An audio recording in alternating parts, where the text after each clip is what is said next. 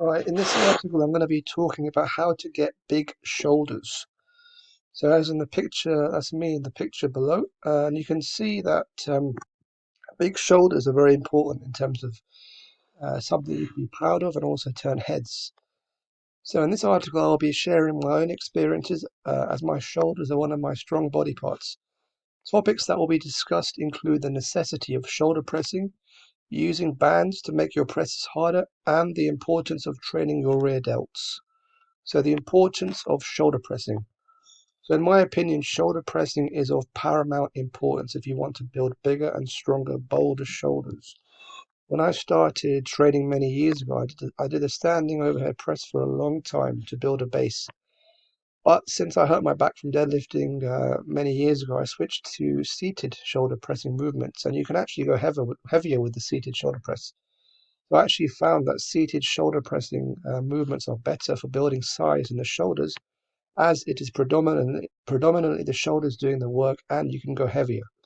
With the standing press, you can cheat a lot more by leaning back and using more leg drive as well. One of the drawbacks with the standing press is it is easier to tweak your lower back. So my main shoulder pressing movements that I do on a regular basis are the seated plate loaded machine shoulder press and the seated dumbbell shoulder press. These movements have added a lot of size and strength to my shoulders, and I would highly recommend you include at least one of these movements into your training. So the benefits of shoulder pressing against bands.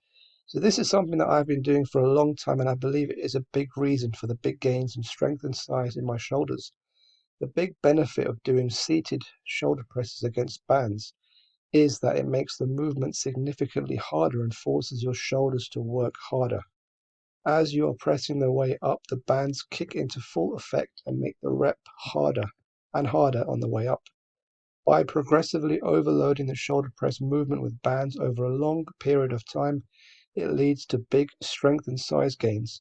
In my case, there is a plate-loaded shoulder press machine in my gym that I use to perform these presses against bands.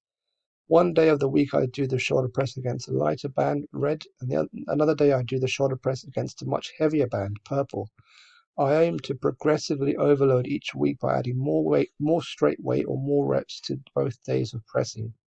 So pictured below is the machine that I use. You can see in the picture how I have applied the bands. In this case, this was the day when I was pressing against the lighter bands, and this is how I set it up initially, with a 2.5 kilogram plate on first, and then the bands applied. The rest of the weight plates are then put on afterwards. So the importance of rear delt training. So the rear delts are a massively overlooked part of shoulder training, but incredibly important. When trained properly, they can balance out shoulder development and help to give you the overall 3D delts look. A lot of bodybuilders do a plethora of pressing movements, and therefore it is important to do an equal amount of rowing movements as well. Rowing in general does hit the rear delts, but it is good to do direct rear delt work. My favorite rear delt movement is band pull aparts using a resistance band. You just do the same. You just do as the name suggests. Grab a resistance band and hold it in front of you. Then just pull it apart. It's very similar to a rear delt fly machine, but superior. In addition, you can do face pulls using resistance bands with the bands positioned up high. This again is superior to face pulls using a rope, as with the bands, the tension progressively increases more as you perform the movement.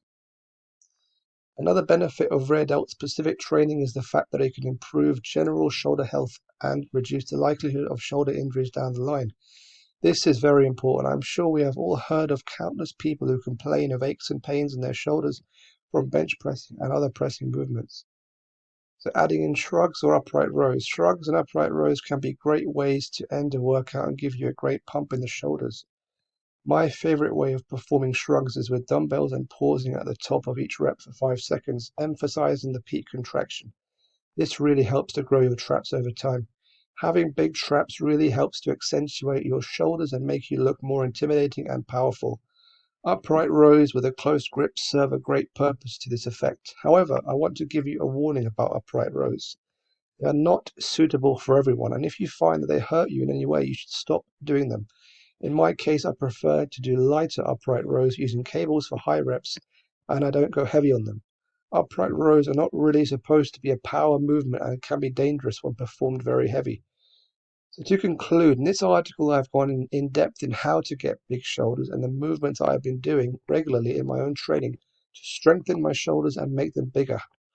I want to reiterate again how powerful it is to perform your shoulder presses against bands.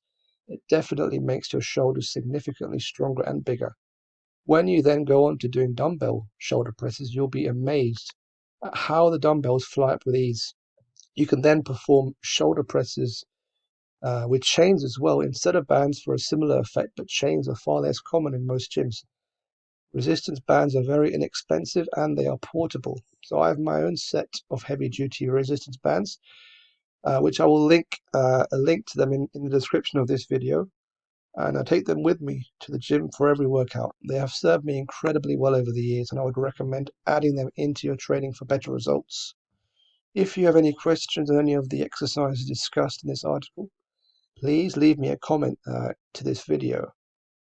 As always, please like the video, share and subscribe to the channel. I would really appreciate it. And in the description of this video, I'm going to leave a link to my website so that you can get a free program and also check out the other great informative articles and reviews that I have on my website. Again, thank you for listening and watching this video.